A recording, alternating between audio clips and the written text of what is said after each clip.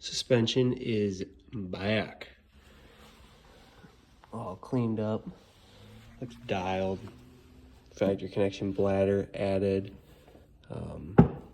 Shock spring. These were from TCD, I believe.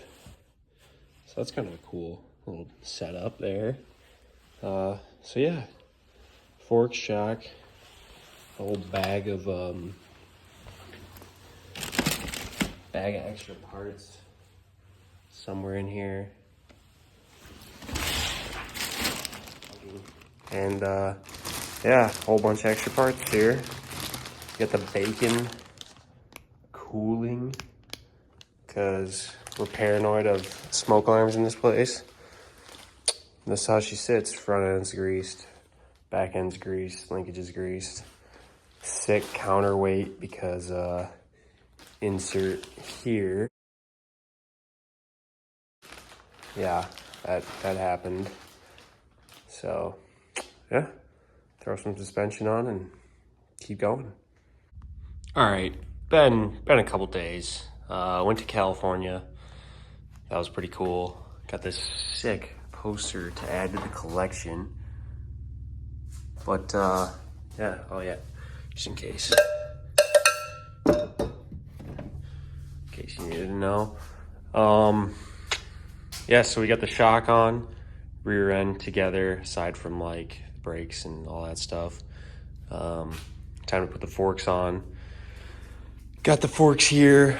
Fork guards done with these KYB lugs, or the technical touch lugs. I have to trim the inner fork guard here because the stock lugs have more of a cutout, so the little nub on the fork guard hits. So I cut that off.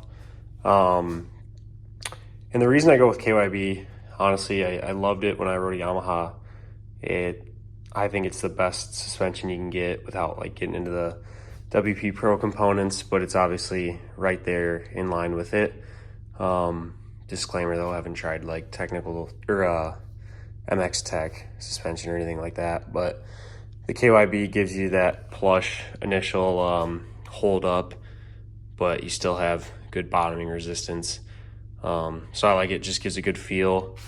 Big improvement over the air fork. It is a little heavier, but I think for the performance, it's worth it. Yeah, so we're gonna throw this on. Oh, I had a couple questions about the bladder, why I put that on. The stock has an internal piston inside of that chamber. It's actually in here, in this little guy. But that can kind of, you know, as things heat up, they might not move as smoothly. The bladder uses nitrogen pressure and provides a more consistent hold up throughout the, you know, the lifetime of the shock, throughout the race. As things heat up and the oil gets more viscous, it just gives you a more consistent feel. So for the $200 or so it costs to have them install it, it's 100% worth it. Yeah, so we're gonna throw the forks on, and then I got some handlebars, grips, and then a whole bunch of Enduro Engineering guards. Not sure if I'll install those today or not, but it'll be in this video. So, yeehaw.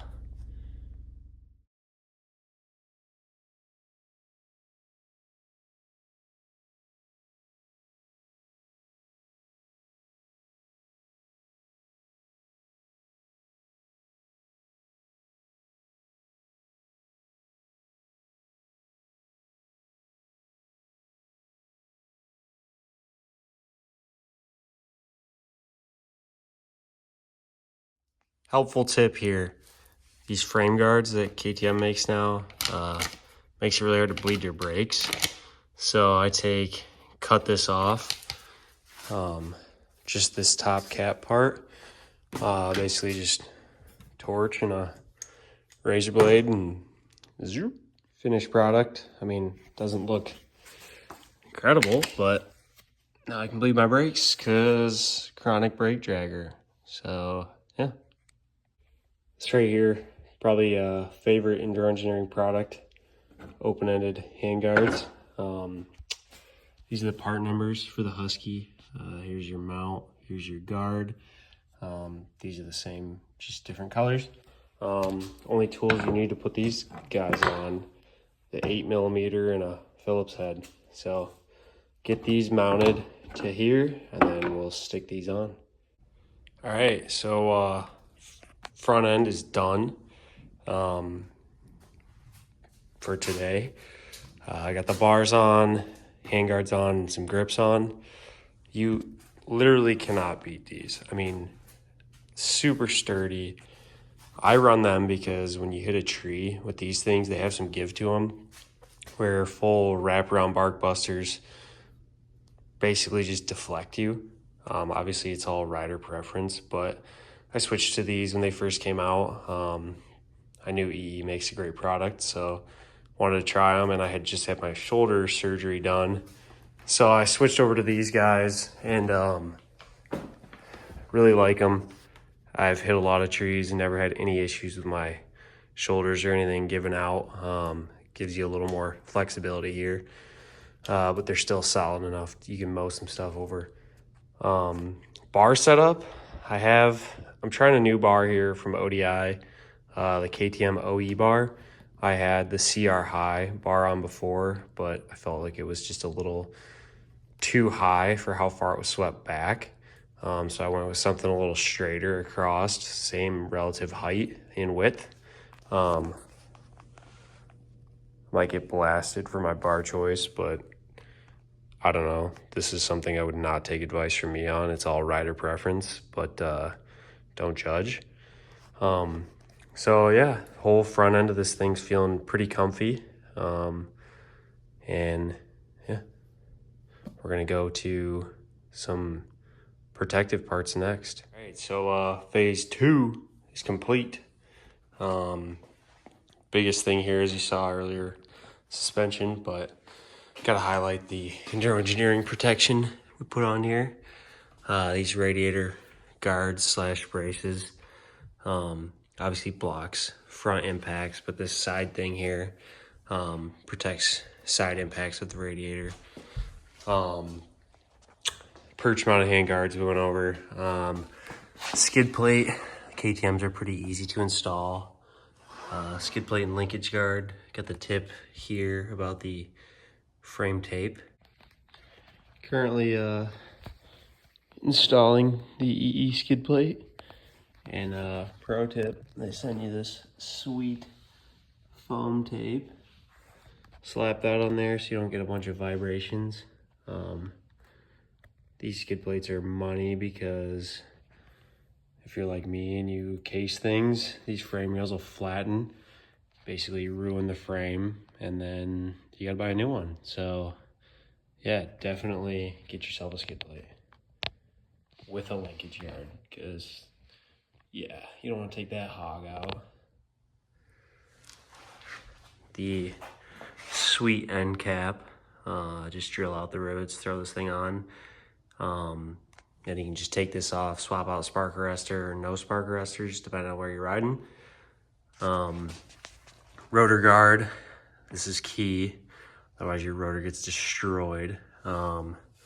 This thing is not Enduro Engineering. I just got this off Rocky Mountain, but it's a little oil cooler for rear brake fluid. I drag my brakes pretty bad, so this thing helps keep those a little cooler and last a little longer, and it doesn't affect, like, there's the ones that go up here for more oil capacity, but it kind of makes it hard to change, or this doesn't change that at all.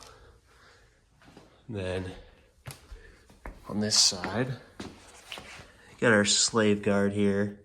These are sweet for protecting your slave cylinder, for your hydraulic clutch if you derail a chain.